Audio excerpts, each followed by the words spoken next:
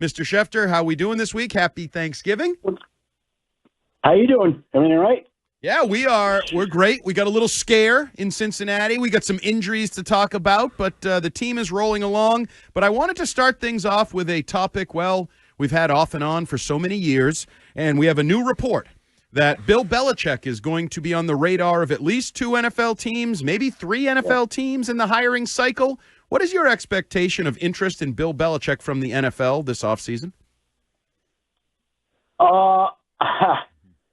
I don't know what to say about that, to be honest with you. I just don't know how real it is or isn't. And I don't know how interested he is or isn't in going to the NFL. I think it's a lot of noise more than it is anything else right now. I'm not telling you it is real. I don't have enough information, and I don't really like some of these proclamations that people. I don't know of it to be true. So, that's what I got there. Either way.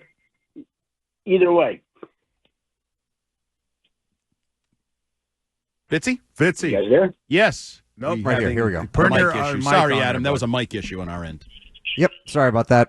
So the success that the New England Patriots have had, Adam, has been, meteoric, beyond expectations, beyond surreal.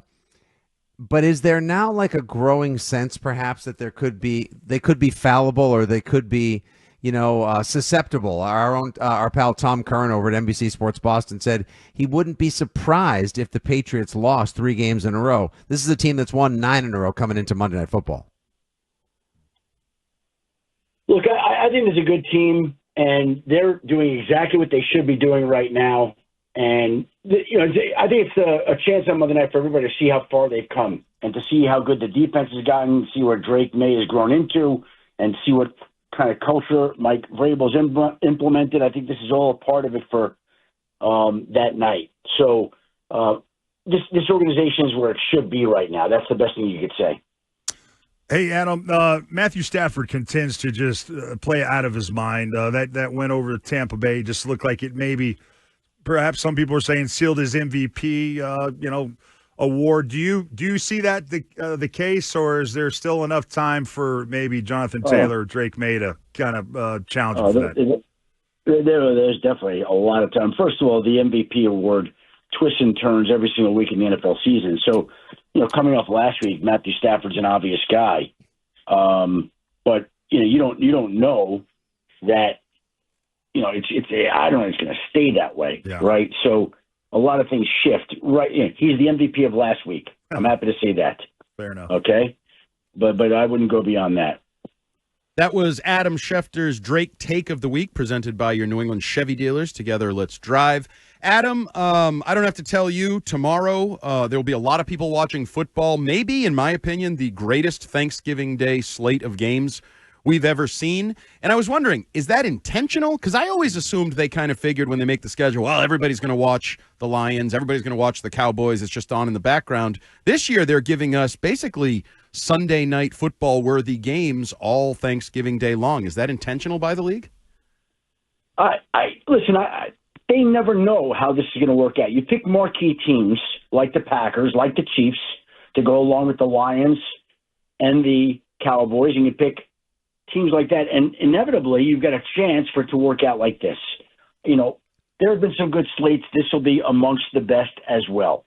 How it unfolds, we'll see whether the games measure up to it or not, but clearly it's a situation where the league is comfortable with the matchups, and I think the Lions or the Cowboys-Chiefs game may be the highest rated regular season game that we ever see.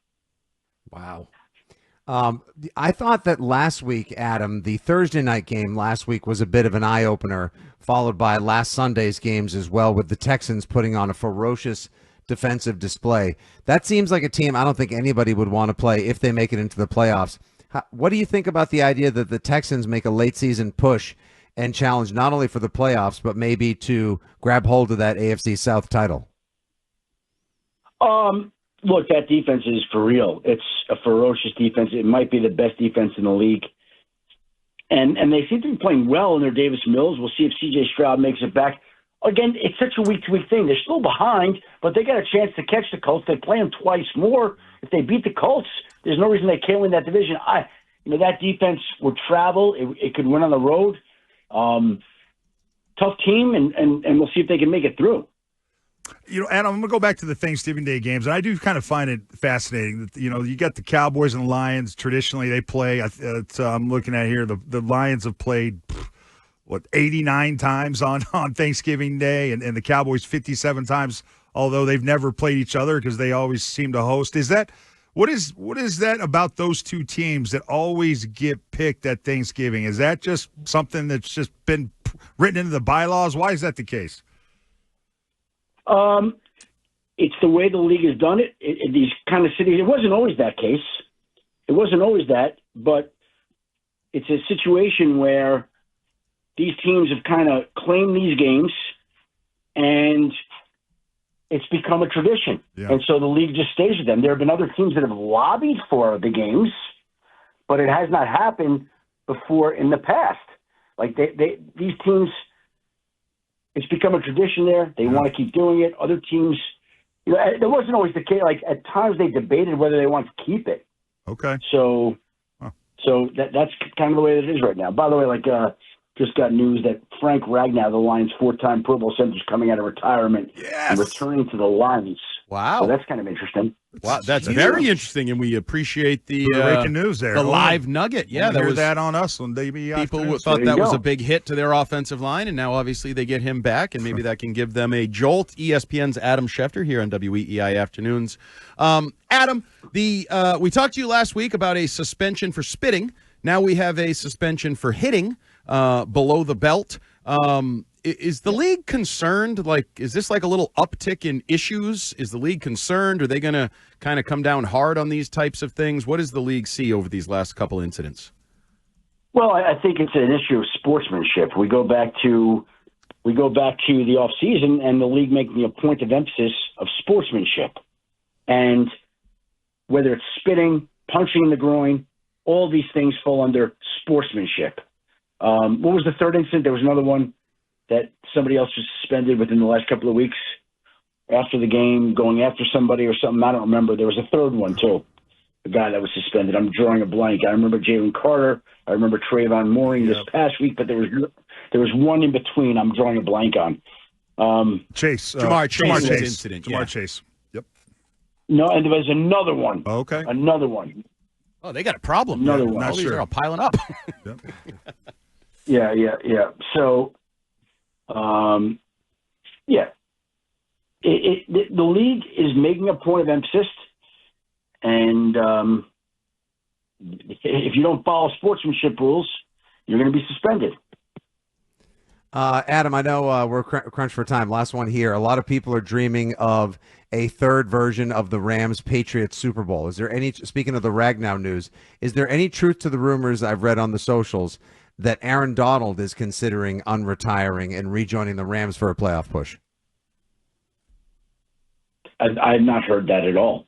Okay. I mean, it's come up in the past, but it's always been dismissed.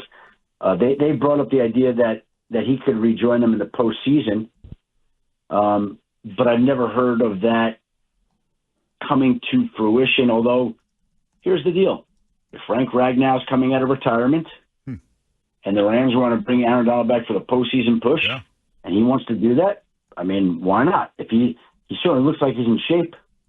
So, yeah, it's an interesting idea. I don't know if there's anything to it, but what are the people out there saying? Call him out, Adam. Let's hear Fitzy's. Where he's Who's getting your his source? info. Where you Cite getting your his- source. Let's go, Fitzy. All I can say is I read it on the social, and it was not from one of those accounts that said satire or parody on it. So Just out there on social. There you go. All right, Adam, before we let you go, real quick, big Thanksgiving guy, favorite Thanksgiving table menu item? I like the stuffing. Yeah, same. I kind of like that. I'm a carb guy. Like the stuffing. You can't go wrong with that. Green bean casserole is good too.